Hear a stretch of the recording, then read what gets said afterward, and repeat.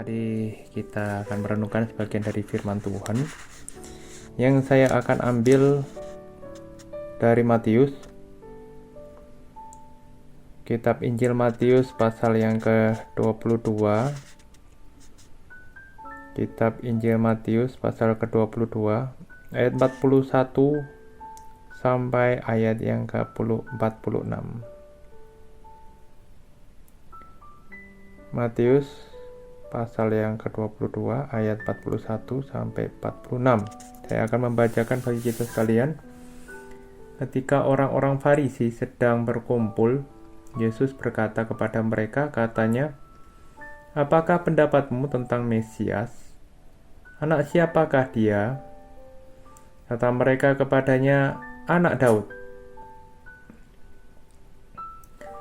Katanya kepada mereka, "Jika demikian, bagaimanakah Daud oleh pimpinan roh dapat menyebut dia tuannya ketika ia berkata, 'Tuhan telah berfirman kepada Tuanku, duduklah di sebelah kananku sampai musuh-musuhku kutaruh di bawah kakimu'?" Jadi jika Daud menyebut dia tuannya, bagaimana mungkin dia anaknya pula? Tidak ada seorang pun dapat menjawabnya, dan sejak hari itu tidak ada seorang pun juga berani menanyakan sesuatu kepadanya. Saya akan memberikan juga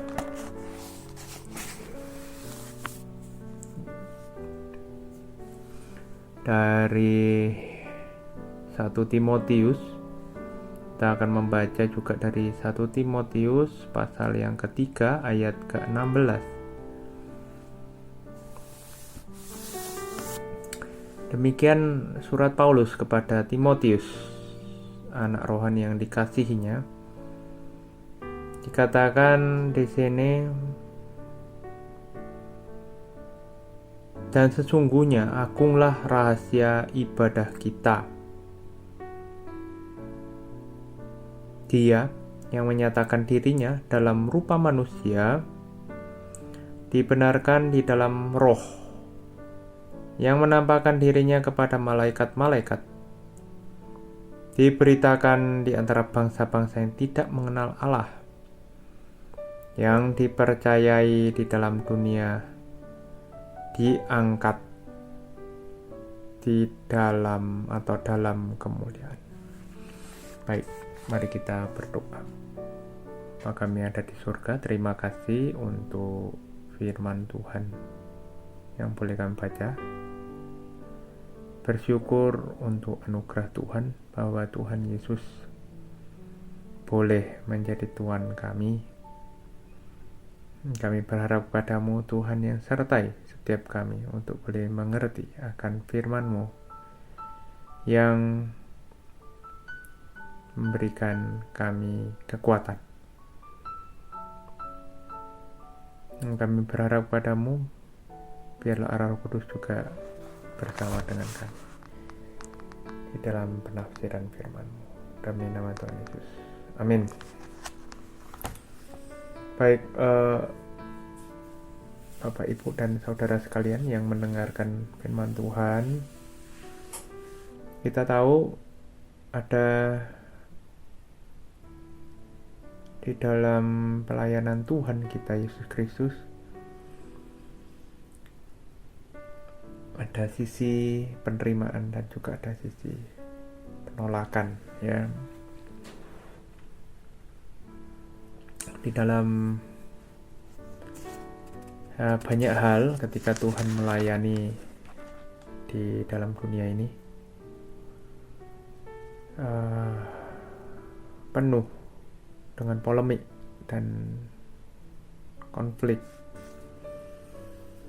ketika itu dibenturkan dengan sesosok atau istilah Mesias. Dan setiap percakapan Tuhan Yesus yang sedang membimbing sebenarnya setiap umat manusia, bukan hanya murid-muridnya saja, tetapi juga orang lain, kaum agamawan, orang Farisi, Saduki, dan setiap orang yang tidak pandang bulu ya, semua diberitakan tentang kebenaran firman.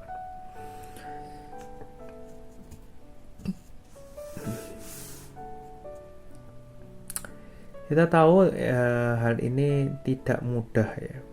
Ketika Tuhan berhadapan dengan orang Farisi, kemudian menyanyikan kepada mereka tentang siapa Mesias dan dikatakan itu adalah anak Daud.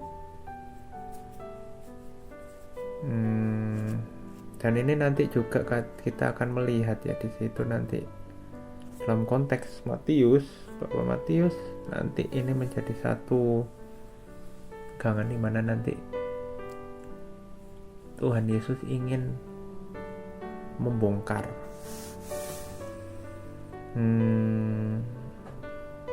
kesalahan-kesalahan atau kesalahan konsep dari Farisi, karena kita melihat nanti setelah pembicaraan ini dan rupanya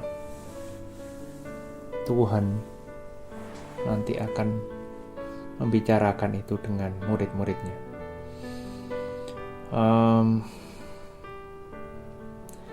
Di dalam kaitannya ini kita juga bisa melihat paralelnya dengan Markus dan Lukas. Tentu ini sudah dibicarakan juga oleh Tuhan Yesus. Kemungkinan setelah itu mungkin berpadanan dengan sebelumnya di dalam Lukas itu, bahwa perkataan-perkataan pembongkaran itu sudah terjadi mungkin ketika Tuhan Yesus berada di rumah seorang Farisi, yang ketika Tuhan Yesus belum mencuci tangannya, menjadi satu penghakiman karena itu tidak sesuai dengan tradisi. Ya tentu pencucian tangan itu mempunyai suatu adat ya, adat mungkin ritual juga, tapi bukan ritual yang bagaimana, tetapi menjadi satu keharusan karena itu ada hubungannya dengan keagamaan, dan itu menjadi satu kritik ya. Makanya di situ Tuhan tidak sudi untuk bersama-sama dengan mereka di dalam perjamuan itu. Melainkan Tuhan lebih memilih mungkin ya di rumah-rumah orang yang mungkin berdosa. Tapi tidak selalu demikian ya, bukan berarti Tuhan Yesus menutup diri untuk tidak menerima orang Farisi sama sekali. Tapi lihat dari hati yang menerima dia. Nah, kita melihat di sini Tuhan sebelum masuk di dalam ini pengkritik atau membongkar bersama murid-muridnya ya, tentu ditujukan kepada murid-muridnya supaya mereka tidak ikut di dalam permufakatan mereka. Tapi toh ini sudah pernah juga dibahas bahwa Tuhan mengkritik mereka secara terbuka ya, baik orang Farisi atau orang Saduki. Dan di sini yang sebenarnya Tuhan sedang ingin lakukan, bahwa mereka sebenarnya mereka sendiri mengundang itu dengan maksud yang mungkin tidak jujur gitu, dan ingin mencari ya, atau ingin menjebak Tuhan. Dan Tuhan tahu hati mereka semua ya. Karena itu juga secara terbuka Tuhan juga memberitahu kepada mereka tentang nubuatan Mazmur dari 110 yang ada di dalam perikop ini tadi ya. Dan mengatakan, apa pendapatmu tentang Mesias? Siapa dia? Sebenarnya kita tahu juga Mesias ini definisinya kan mudah ya, dalam arti mereka orang Yahudi percaya bahwa ya yang diurapi Tuhan. Tetapi bukan hanya itu saja, tetapi ini mereka juga mengetahui Tuhan Mesias itu tentu adalah ya Sang Kristus dalam Yunaninya. orang pilihan yang akan dijanjikan Tuhan untuk dihadirkan kepada manusia, sama seperti nubuatan di Musa, khususnya bagi mereka orang Yahudi, nanti yang akan membawa bangsa Israel masuk di dalam satu persekutuan bersama Tuhan yang sesungguhnya begitu. Ada satu peribadatan yang baru, seperti apa yang tadi dikatakan di dalam Paulus kepada Timotius, bahwa Tuhan Yesus dibenarkan karena roh, ya. Nah, ini juga sama ya, makanya suatu hal yang tidak bisa putus, yang ini ada hubungannya dengan 1 Timotius 3:16 tadi. Pendapatmu tentang Mesias, siapakah dia? Orang Farisi mengatakan dia langsung adalah anak Allah, anak Daud, melihat secara person, ya. Tapi sebenarnya anak Daud di sini ya secara silsilah bahwa dia adalah anak Daud, dan ingin menghubungkan itu dengan garis keturunan orang Yahudi tentunya, ya. Tapi Tuhan ingin mendobrak semua pemahaman mereka tentang penafsiran dengan mengatakan bagaimana mungkin anak Daud yang rajanya itu dengan pimpinan Allah Roh Kudus. Dia mengatakan nubuatan ini kepada tuannya. Jadi dengan pimpinan Allah Roh Kudus, Daud memberitahu kepada kita, aku bernubuat ini kepada Tuanku, mengatakan kepada Tuanku, gitu. Nggak mungkin ini terjadi, ya.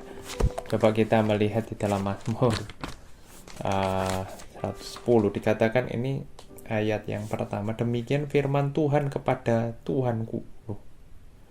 Jadi firman Tuhan diberikan kepada Daud, kemudian Daud mengatakan ini kepada Tuanku, my master, ya.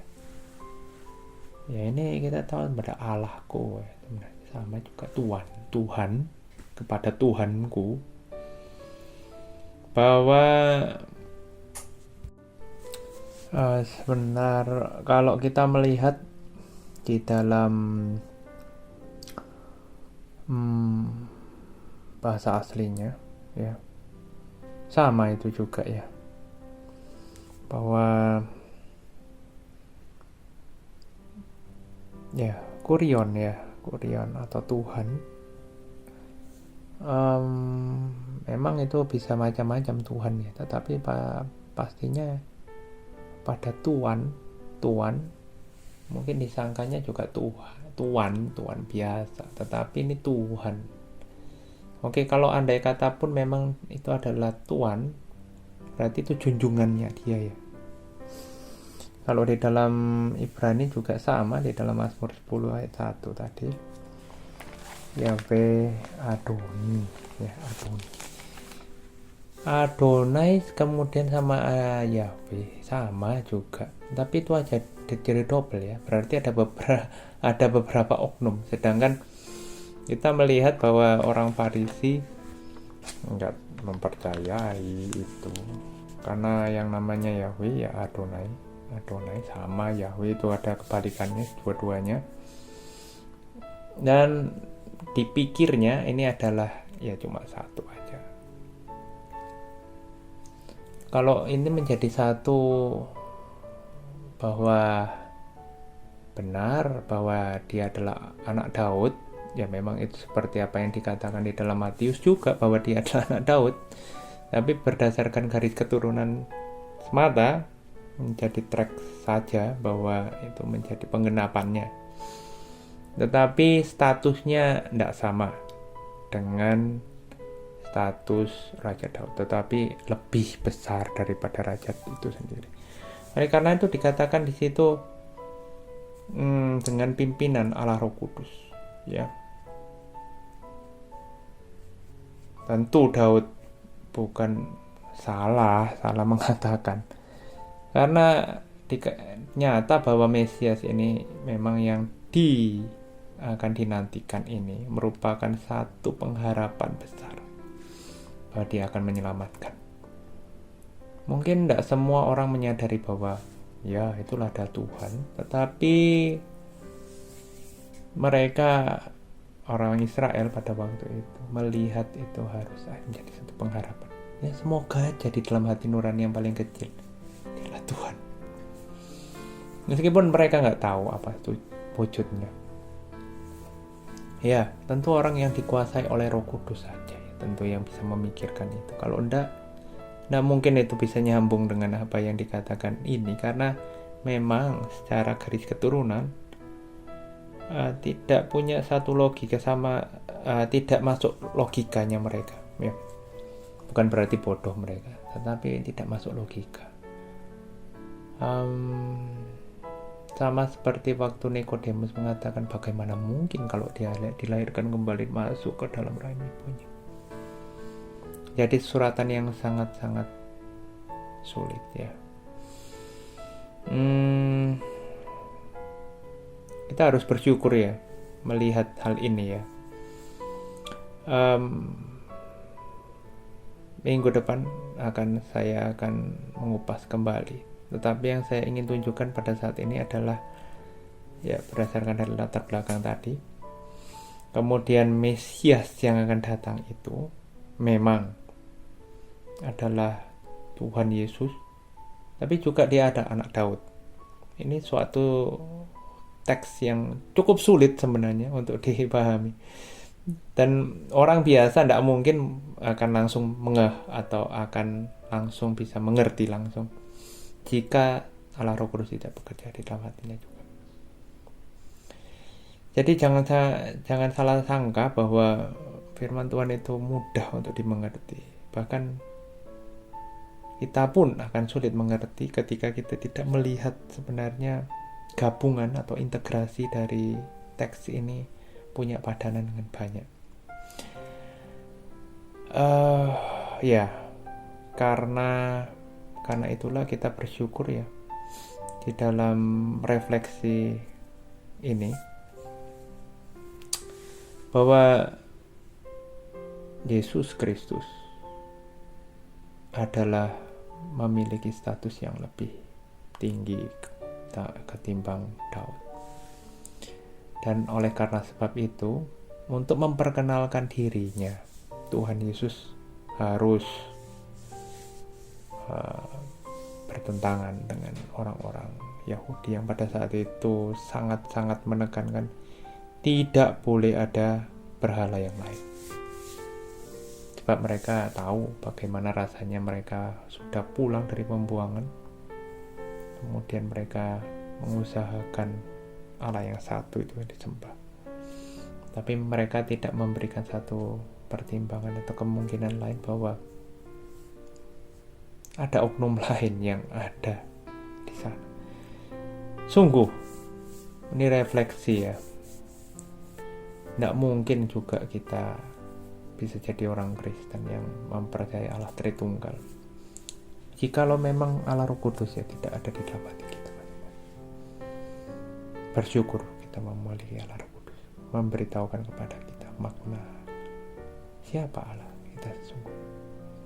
Bermula dari ini juga Tuhan mengajarkan untuk perubahan paradigma bahwa Allah ingin mengenalkan bukan hanya satu oknum saja, tetapi lebih dari satu oknum.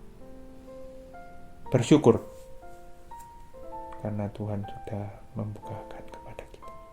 Mari kita masuk dalam doa. Kami yang ada di surga, terima kasih untuk renungan singkat. Kiranya Tuhan sertai dan berkati kami. Kuduskan kami supaya kami tambah hikmat, semakin melajari firman Tuhan, semakin mengerti kehendak Tuhan, semakin mengenal siapa Yesus Kristus bagi kami. Terima kasih ya Tuhan, sertai kami. Demi nama Tuhan Yesus. Amin.